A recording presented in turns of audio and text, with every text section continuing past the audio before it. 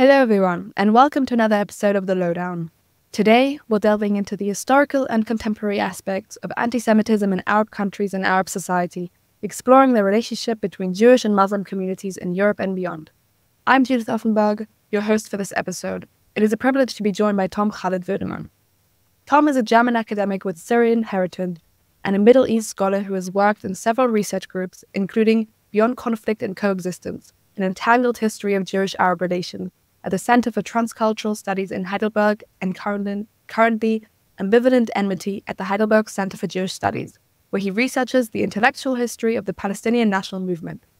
Tom is also deeply involved in educational work on the topics of racism, antisemitism, and modern and historical Jewish-Arab relations, and more recently, how these relationships are evolving post-October 7. Tom, welcome to the Lowdown.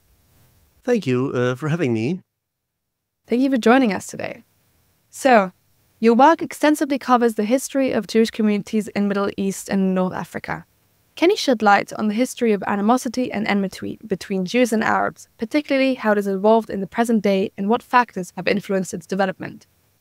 I think the classical thesis, as historians would put it, is that traditionally the relation between most Muslim societies and the Jewish minorities that lived in those Muslim societies were more relaxed than in Christian Europe, mostly because in Islam, the place of Jews in the religious cosmology, and of course, pre-modern societies, pre-modern Christian, pre-modern Muslim, also pre-modern Muslim and Christian societies, and also pre-modern Jewish communities were often in their social relations guided by religious ideas.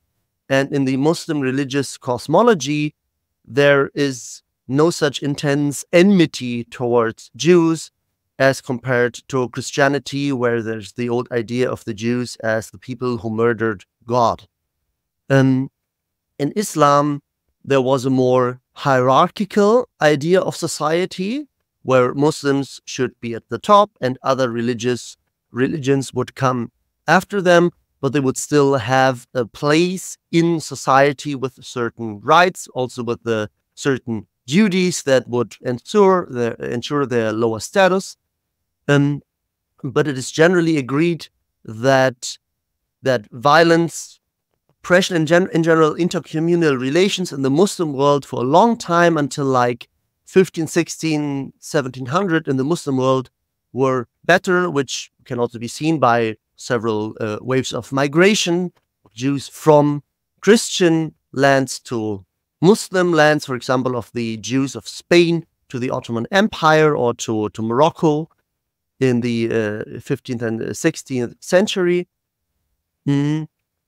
This relation, which was never a good relation in the modern sense, because it was in general a pre-modern social relation that was mostly focused on hierarchy and not on equality, sadly didn't get better, but worse during modernity, which of course also in a way mirrors how in modernity, after the modern ideas of the Enlightenment were spread in Europe, Jewish-Christian relations in Europe also got much worse in a way. I don't say there's a casual connection here, but there's this correlation that when modernity comes, relation get worse. This has mostly happened due, of course, to the Israel-Palestine conflict, which sadly, and I'm saying this as someone who is trying to fight those developments, both as an academic and as an activist, because in the Muslim world, there's on the one hand the political conflict with the Jewish national movement, with Zionism over a land, a perceived territorial entity, that is Israel-Palestine. But this conflict, which by itself would not necessarily mean a big rise in ideological hatred, has often still caused this rise of ideological hatred because it has often been interpreted. So many people in Muslim countries have interpreted the national conflict over Israel-Palestine in the light of traditional anti-Jewish notions, both from traditional Muslim background and from modern European background.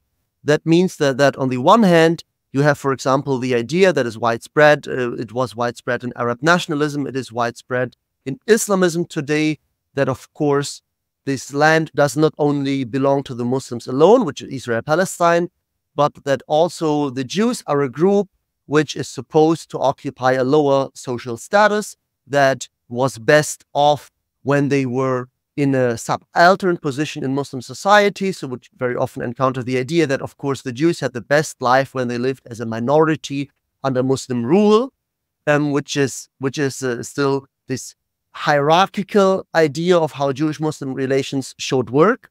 But on the other hand, and I think that is much more dangerous, the conflict has also often been interpreted in the light of modern anti-Semitism, which was mostly or almost entirely an import from Europe into the Muslim world. I can give you a good example. So a quick question, when you speak of modernity and things getting worse in modern times, what time period are you talking about specifically? I'm talking about after the French Revolution, which is generally seen as a moment in time that triggered great changes in Europe, but also in the Muslim world, due to the invasion of Napoleon to Egypt. But in general, the rise of nationalism, which also, of course, meant the rise of a Jewish form of nationalism, that is Zionism. And an example that I want to give you how notions of modern European anti-Semitism, that is a conspirational worldview in which the Jews occupy the position of the secret overlord, where Jews are seen as the secret rulers with evil intentions, which need to be weeded out so society can function well, can function naturally, can be harmonic again. Yeah. So the idea that Jews cause, due to their plans and their secret control, a degradation of society, especially of traditional social relations, and they need to be removed because they are damaging society. A typical case for that would, for example, be the Palestinian Christian preacher Bulos Aboud, who wrote in the 1910s and 1920s books and speeches against Zionism in Palestine. And that is a very interesting case because Aboud says the Zionists want to take away our land. They want to be the rulers of this land, but this is an Arab land. And this by itself is not really a very problematic position, because that's just a position of beginning Arab-Palestinian nationalism that says the Arab majority has the right to self-determination in this land, in what today we call Israel-Palestine. And this is just a political position that was very typical for the time of nationalism. But he combines it with the notion that, of course, the Jews are the one who are planning to secretly take control of the land, because that's their nature. Because the Jews are always a people that secretly tries to wrestle control of lands and then rule them to the detriment to the of the original occupants, and that they will make life of the Arabs miserable, not just because they want political rule over the Arabs, which was not entirely a fault against the Zionist movement at that time, not entirely, but that it also part of the Jewish nature and ideology to be an oppressive group.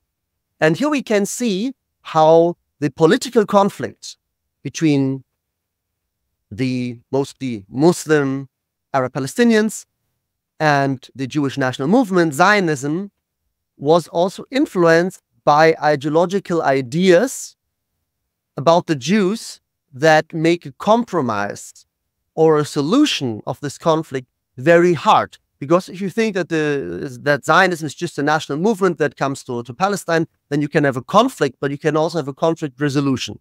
But if you think that the Jews are the people who always have secret plans and who always want evil for all other nations, then it's very hard to reach any solution, because with the Jews you can't have a solution. And I think this is maybe the major influence of, you might say, ideological ideas of Jew hatred, anti-Semitism on this conflict?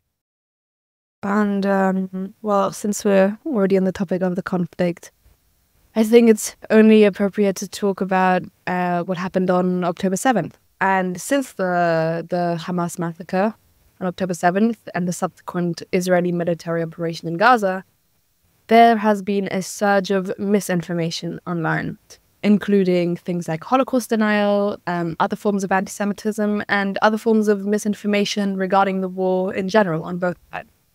So I'm wondering, how do you see this misinformation shaping the public perception of the conflict, and what measures can be taken to combat these targeted fake news campaigns?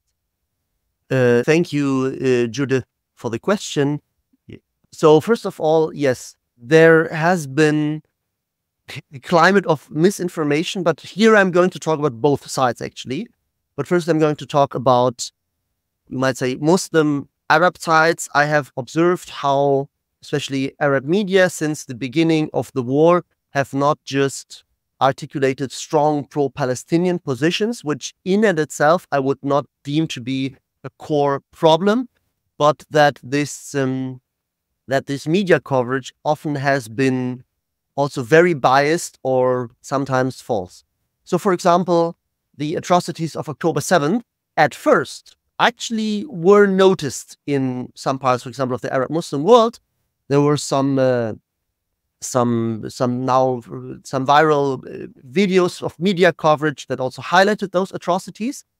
But since the war also came to Gaza, this has mostly disappeared. So many people simply don't know about October 7th. Yeah, they don't. Many Jews, Israelis perceive it that the Arab world celebrated the atrocities. In my experience, it's much more that people really have not heard of it. I've had conversations with Arabs, with the Palestinians from Jordan, with the Lebanese people who were actually rather shocked when I showed them the video of Shani Luke and almost started to cry, but had never seen something like this. That, for example, is an aspect. Another one is that that in most Arab media, Hamas is currently seen as a resistance movement that fights against a colonial oppressor and whose actions might be harsh but justified by the situation the Palestinian people are in.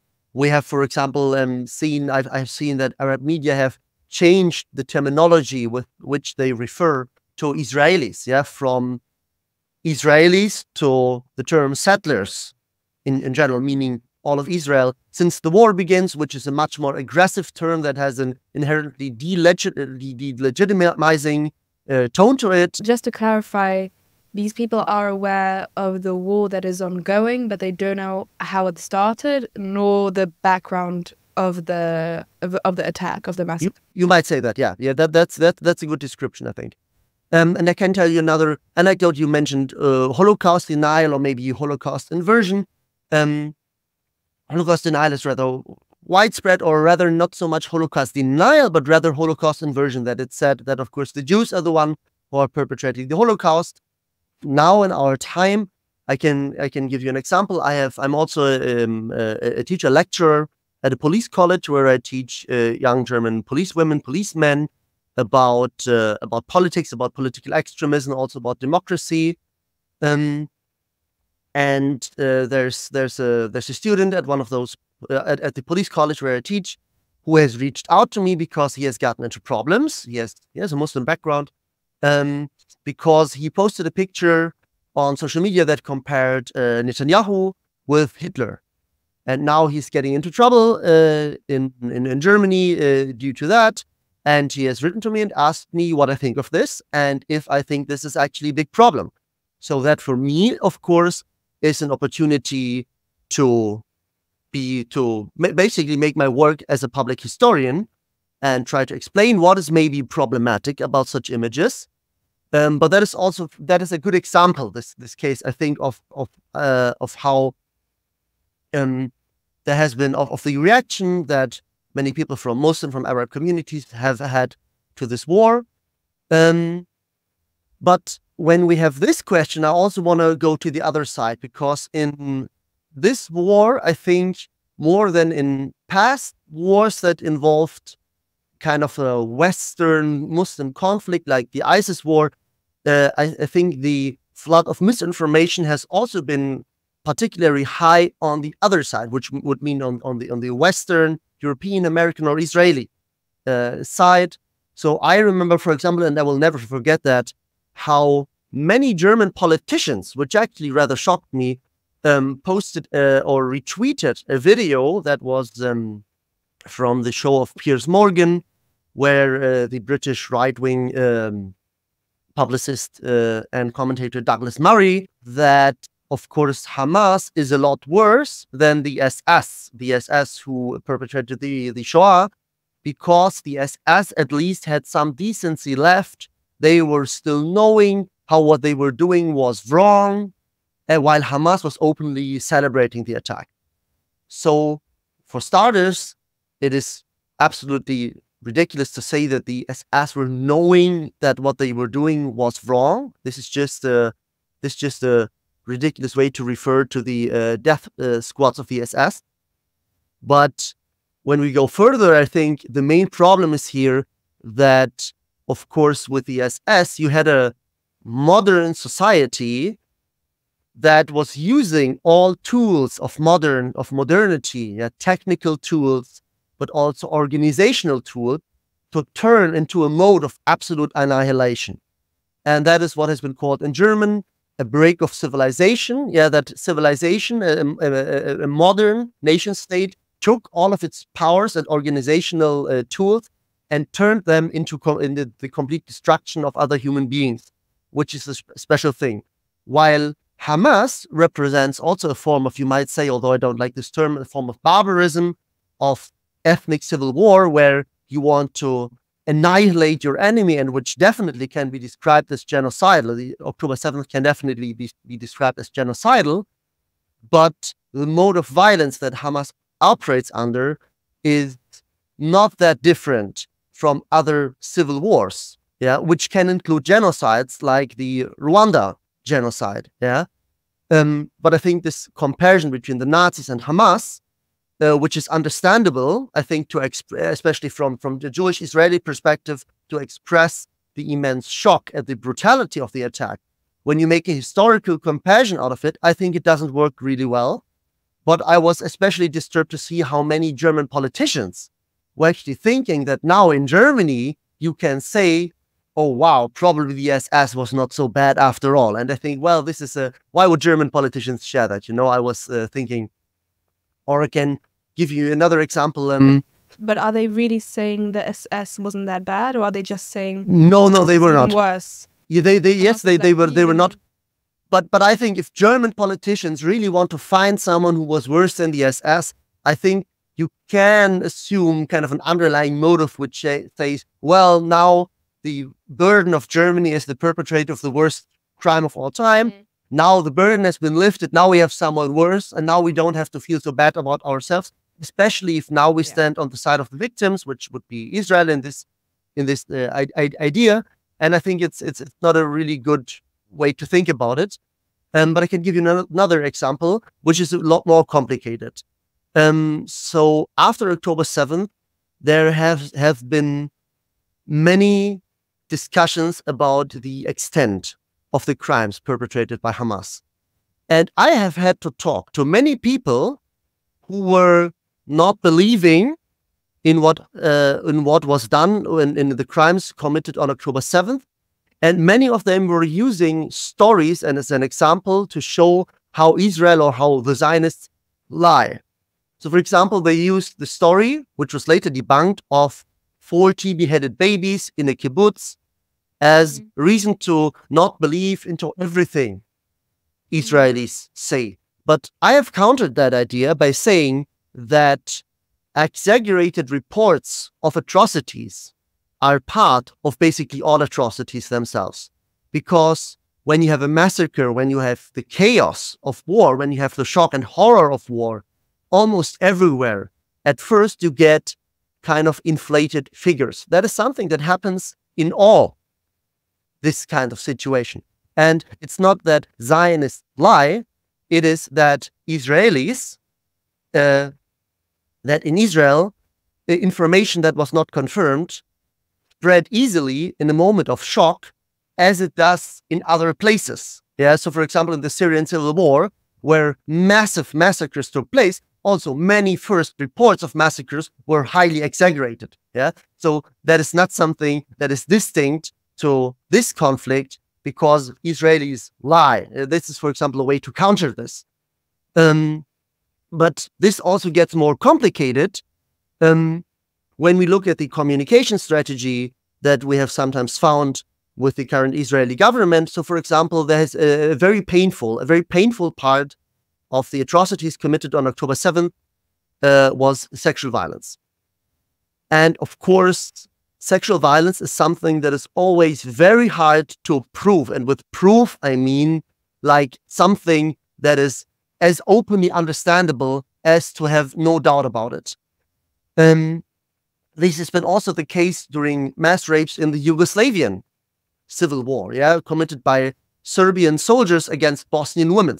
Yeah, forensic proof or video proof of those atrocities has never been released. But in these cases, most people found it acceptable to just believe the reports, yeah, they got from journalistic sources, from emergency responders about such atrocities. And by now, we also, of course, have Israeli women who have spoken out about sexual violence during their time in Hamas captivity in Gaza. But we've also had other factors. So, for example, I give you one example. The Hamas combatants, there are several videos, not one, but I know of 2 videos from October 7th, where Hamas combatants are using the term sabaya. That's an Arabic term, which traditionally means female captive, but it has in classical Arabic usage a clear sexual connotation, yeah? Sabaya is a female captive, but that term already implies sexual violence. That is rather clear in traditional Arabic usage of that term. And we have seen Hamas fighters use that term. I have seen 2 videos of Hamas fighters using that term. That term is not conclusive proof of sexual violence, but it is a very clear hint towards it, in my personal opinion. But when I have tried to talk about this, and I've talked about this since October 7th, and I've caught a lot of flack, I've caught a lot of bullshit, I caught a lot of anger directed towards me, also from friends, for saying this. The problem with this then again, and here we come to communication and misinformation, was that one of the videos, it was the video of Hamas combatants kidnapping Israeli soldiers, female soldiers. That video was released, I think, last month in May, that this video was released with a very bad translation. The 4 girls sitting on the floor, yes, that one, yeah. Right. And that video was released with a very bad translation. And then I thought, why on earth would the official account of the State of Israel release such a video with a bad translation that makes it immediately more plausible to say that there's something wrong and that, again, we have Zionist lies? In the video, you can quite clearly hear this term, sabaya. Yeah, I've asked also native speakers from Gaza who know the Gaza dialect, and they said, yes, they say sabaya. But the video used a very weird and completely bungled translation, which translated this term as women who can get pregnant, which was probably in the subtitles. You remember it, Judith? Yeah, it was very, wildly spread. Yes, but this translation is completely wrong. It was probably a mistranslation of another term that is used in the video, of the word hamil, which means some kind of a thing like losers or cowards. But can be misunderstood as meaning the Arabic word for pregnancy, but it definitely does not mean women who can get pregnant under any circumstances. And so I think bad communication has been something that I've noticed in this war pretty widespread on both sides. And I've mentioned this last case because I felt almost, of course, this was my personal emotion, I felt almost betrayed with my attempts to talk about those atrocities openly, also towards people with a Muslim background. And then I see such bad translation, which make my job much harder. Okay, well, many of our listeners are students. We kind of briefly mentioned, university situations earlier, but you're deeply involved in academia. And I'm wondering, how do you view the current atmosphere on university campuses, especially the hostile and sometimes violent environments? And how is the misinformation we just discussed, and like the rising anti-Semitism and everything that has impacted the discourse and the environment on campuses? What can be done? What can be done to foster a more informed and balanced discussion on these sensitive issues, like you've tried to do? Yeah, I've several points here. So for once, for me, it is still very hard to understand the amount of threat that I can only speak about Germany. I can only speak about Germany, where I'm from. It's still hard to understand the amount of threat that Jewish students are currently feeling on universities, because I don't really notice it. But Jews are telling me this always, and I have to remind me that I should believe what they're saying. Yeah. Because from the outside, and just want to mention, when you look at this from the outside, often hard to understand the perspective of people who are becoming victims of such polarized, aggressive discussions, or even violence, direct violence, which has also been the case in Germany.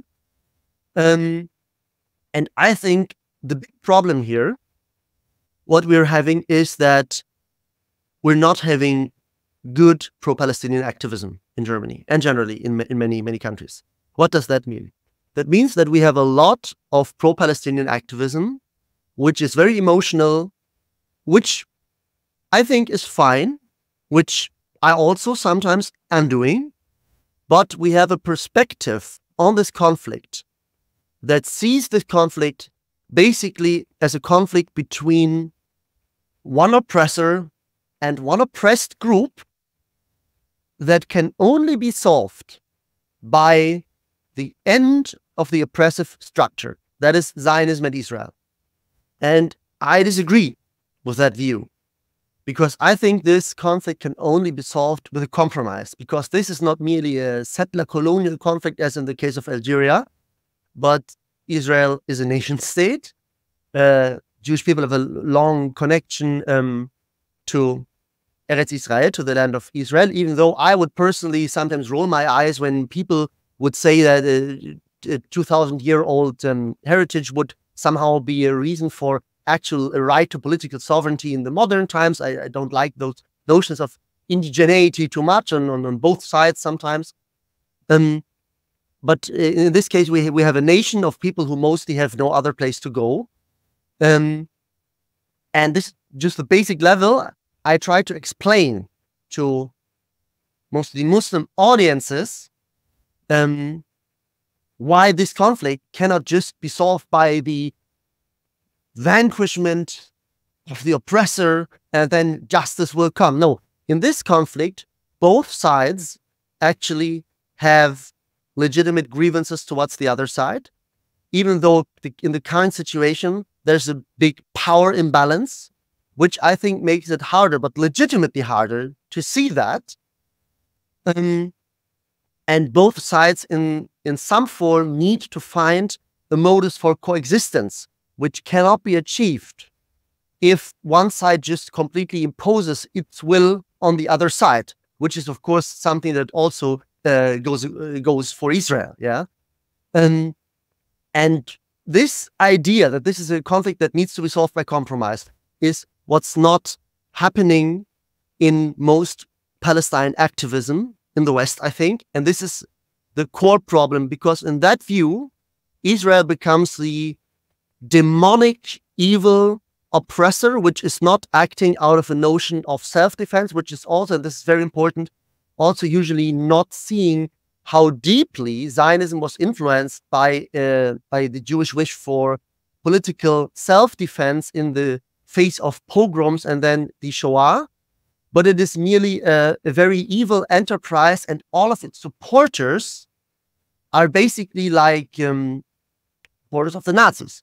So just imagine, for those people who are driving the radical campus activism, most Jewish students, because of course most Jewish students support Israel's right to exist.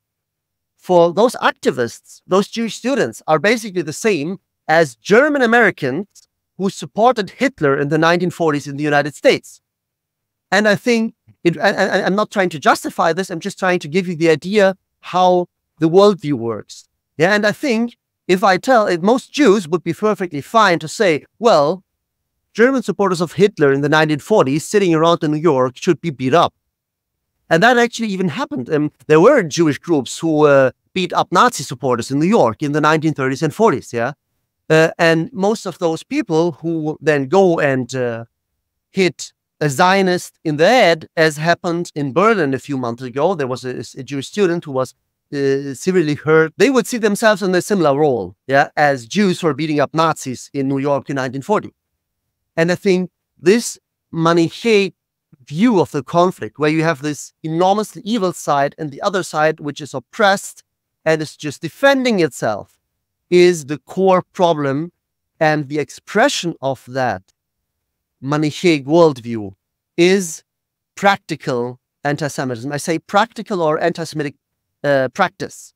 I say this because most students who go into universities, destroy the interior, make graffitis with Hamas symbols, they're not motivated by the traditional idea that Jews are the ultimate evil of the world. They're motivated by the idea that Israel is the ultimate evil state, which I think shares some roots with traditional anti-Semitism, but is at first not a view against Jews as a people, but as Israel as a state, and against all who support Israel in this war, but also Israel's right to exist, which is also, again, part of this ideological structure, because, of course, it would be fair to say, I think, to call for a ceasefire now, even a few months ago, is a fair thing to do. But if you think that the mere existence of Israel is a war on the Palestinian people, yeah, and of course there has been historical conflict, and there has been expulsion and a big history of violence, expulsion both of Palestinians, expulsion also of Jews from the Arab world. But if you make this into this extremely one-sided oppressor dynamic, then you can easily find a perspective where everything that supports Israel is basically like the Nazis. And when you have that is basically a comparison to like Jews, because the majority of people who are Zionists are Jewish. Yeah, this is the problem. I'm not trying to justify this, but I also have seen that often in Jewish spaces, and I know I'm in a Jewish space here, so I try to explain this. Often people just think I can only speak for Germany, those campus protesters who make an encampment and then probably vandalize university facilities. They're basically motivated by deep hatred towards Jews. And while I would think that anti-Semitic ideas played an important role in shaping the worldviews that motivate many radical anti-Zionists today, I think it is still important to understand how they perceive themselves. And I try to give a bit of perspective on that. I have a follow-up question on that, actually. How do you perceive, self-proclaimed anti-Zionists to not be anti-Semite if they are engaging in active Semitism, as you say? I've written an article on that. And I think this whole discussion, whether anti-Zionism, anti-Semitism, can be boiled down to one point. I'm pretty convinced of my thesis. Let's see if it will hold up when I have to discuss it with people. Let's see if it holds up here. We'll see what the Jewish students say. Yeah. I think the whole discussion whether anti-Semitism is anti-Zionism can be boiled down to the idea of violence. I think, in general, the idea... I give you an example. If I said that I don't think Israel should exist because it is built on stolen Palestinian land, but I accept that in the current situation, this would mean a massive loss of political self-determination to Israeli Jews, and so I grudgingly agree that with this illegitimate state, you still need to find a mode of coexistence. I don't think this is a form of anti-Semitism. It has basically almost nothing to do with it. If I said, for example, that I would wish that no nation states existed on the world, because, for example, I'm a very utopian communist, and I would say I wish no nation states would exist. But then you also agree that it's probably a bit weird to violently force the Jews to abandon their nation state, while you don't use violence to force other people to abandon their nation states. Yeah, then I don't think it is anti-Semitism. I think anti-Zionism veers into anti-Semitic practice when you support the idea that the illegitimate Jewish state should be violently destroyed. Violently means against the will of its occupants, of its nation, of the Jewish people of Israel. Yeah. If I live in Israel and I advertise all the time for the so-called binational one-state solution, then I'm also an anti-Zionist. But if I say that this process should be a peaceful process of understanding between both people, probably I'm a bit deluded, but I'm not an anti-Semite. So in this case also, when we look at the campus protesters, it boils down to the fact that almost all of them are supporting the violent destruction of Israel against the will of the Jewish people of Israel, which would obviously, I don't have to explain this to a Jewish audience, but I have to explain this to other audiences, would mean a big catastrophe, a loss of security, and probably, if we look at how the conflict goes currently, also mass murder for Israeli Jews. And at this moment, the idea of anti-Zionism, which at first can also just be an expression of Palestinian nationalism that say this is our land because we were here first, which is actually historically kind of true. Because not if you go back 2,000 years, but if you go back 150 years, or of leftist utopianism. If this utopianism or Palestinian nationalism goes to the point of saying we need to violently deprive the Jews of their nation state, we can't make a compromise with them over this. We can't accept that probably the foundation of Israel was something we see as a tragic mistake or as a problematic thing, but now we need to violently overturn it. At this point, I think, and this is sadly true for most of this anti-Zionist activism, then I say we can call it an anti-Semitic form of practice, not so much ideology, but it is a political practice that is just very harmful and dangerous to Jews, and I think you can call that anti-Semitism. Yeah, I can give one last example. Probably that's too much for the podcast, but just I'm using the Jewish philosopher Michael Walzer here. And Michael Walzer is a famous scholar who has talked on war and peace, and especially on the idea of legitimate war, legitimate violence. When is political violence and when is war legitimate? And he has said that he sees a very big difference between the first and the second Intifada, the first and the second Palestinian Intifada. The first Palestinian Intifada, which also, for example, historians like Benny Morris agree on this, was mostly a revolt against the condition of the occupation in Gaza and the West Bank. And the first Intifada led the way to the Oslo peace talks, which were based on the idea of a two-state solution. And the first Intifada, of course, involved quite a lot of violence against Jews, which means Israeli soldiers. But that violence was not mostly done, or it did not mostly have the political effect of denying Israel its right to exist. Yeah, it led mostly to a political process that led to the two-state solution. And I think in this case, even violence is a lot less anti-Semitic, because it is not something that violently wants to overthrow the state of Israel, but instead something that was geared towards, even notwithstanding the personal intentions of Palestinians who participated in the first Intifada, towards a two-state solution. Well, in the second Intifada, with the high amount of terror inside Israel against Israeli civilians, that was not the case during the first Intifada, by groups like Hamas, who have very clear Islamist idea of Palestine that needs to be ruled in its entirety by Muslims, then it's much clearer how in this case, the violence directed against Israelis can be seen as anti-Semitic practice because it denies the Jewish right to self-determination. Okay. So I have one last question for you.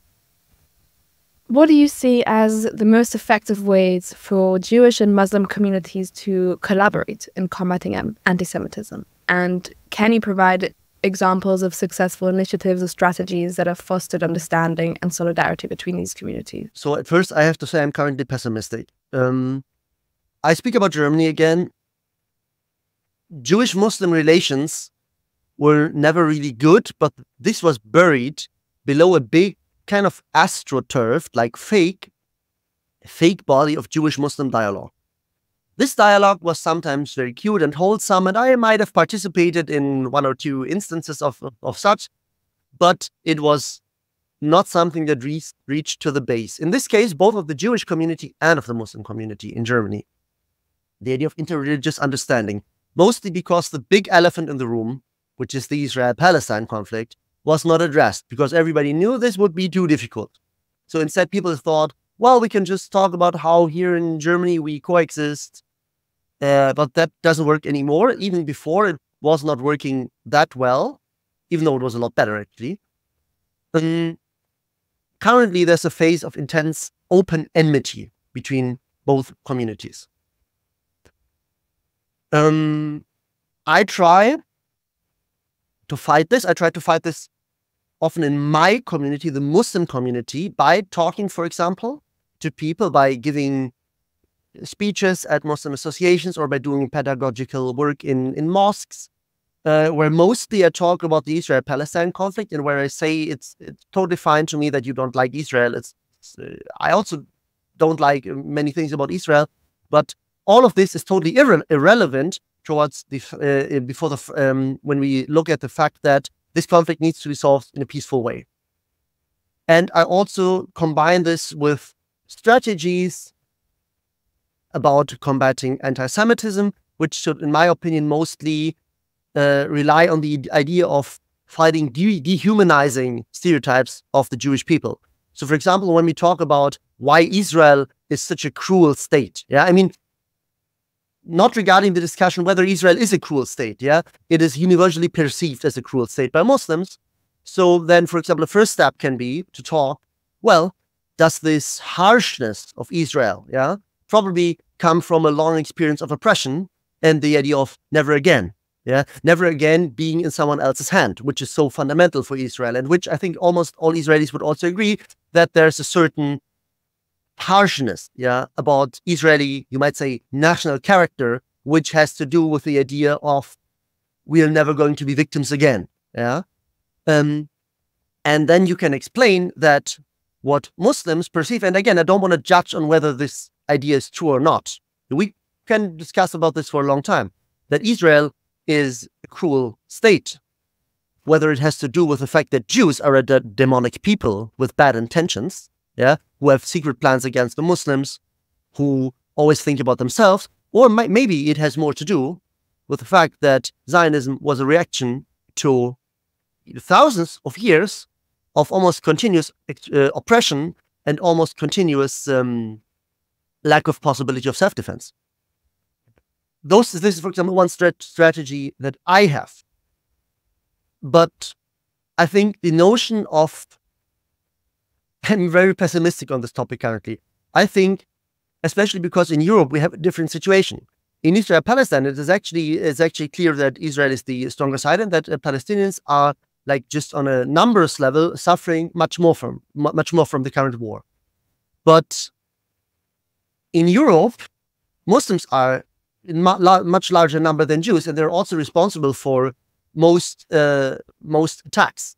Almost all violent attacks against the other side in Europe. And in Europe, it might be almost all, and only might be exceptions. In the United States, it's a bit different. There have also been violent, like, pro-Israeli attacks, including murder of a child after October 7th.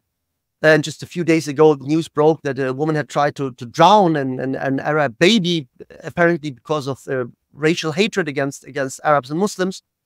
But in Europe, that's totally different. And how to fight that? Actually, I can give an example. I was giving a panel talk like 2 or 3 weeks ago about the topic of the Israel-Palestine war, and I had great people with me on the podium, brilliant people with me on the podium, and we were having a great panel discussion with the 200 people in audience. And after that, a small group of Jewish students came to us and said, there was a small group of Jewish students from the university town who had attended the talk, and they said, well, that was such nuanced talk about the Israel-Palestine conflict. We liked that so much. This was nuanced. How can nuance help us now? And I said, it can't. When you encounter anti-Semitism, nuance will not help you. Go call the police. Against violence, anti-Semitic violence, dialogue does not help. You actually have to have police and basically what you might call state repression. I don't see any other solution to that.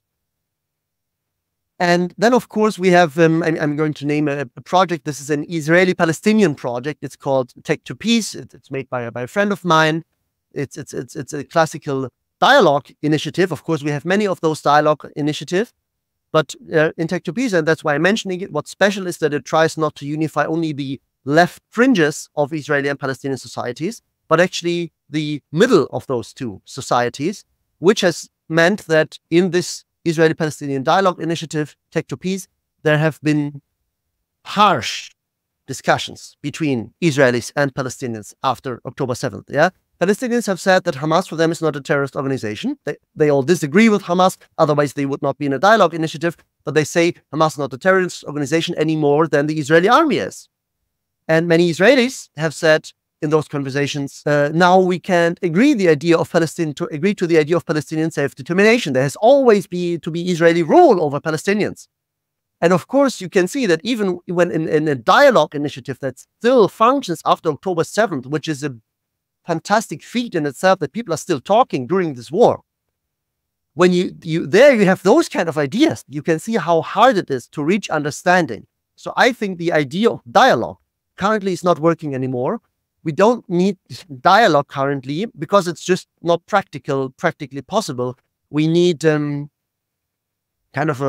need a ceasefire between the communities, which in Europe mostly means the Muslim community towards the Jewish community. But we can also take a look at the other side when we see how there's currently this big political rightward shift in Europe, which I think not so few Jews in Europe are seen as basically something that might help them against Muslims. And this is also a big problem because, for example, I as a person, when I want to work against anti-Semitism, and then I have the feeling that working against anti-Semitism in Muslim communities fuels right-wing politics that would be dangerous also to my family. I mean, I have women in my family who wear the hijab, who would be the target of right-wing politics.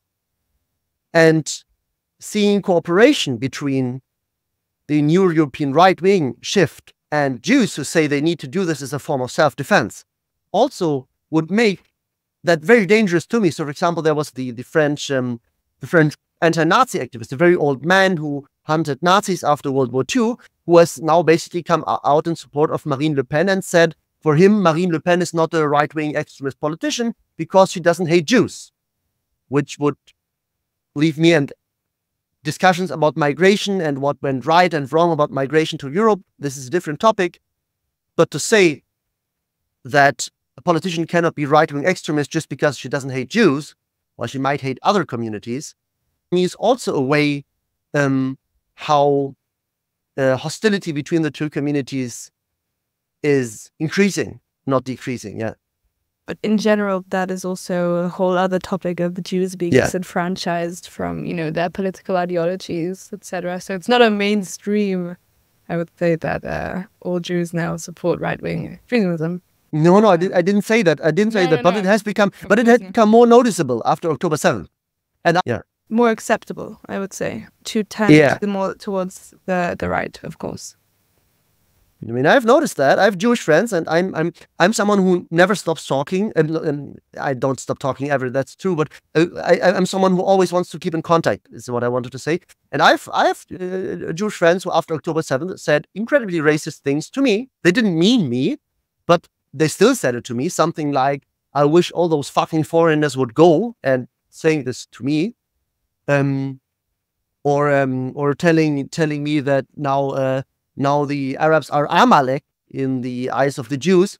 And so I just want to say that this enmity has been rising on both sides, but I agree that especially in Germany, it is mostly a one-sided affair of violence perpetrated by one group against the others, and against the other, which is Muslims against Jews, who are a small minority in Germany. And I try to fight this, but it makes it also, I see how I'm getting more desperate when at the same time I have the feeling that the right-wing shift in Europe, which is probably in a way connected to the current situation also in Israel-Palestine, also could mean that it's a threat to me and my family.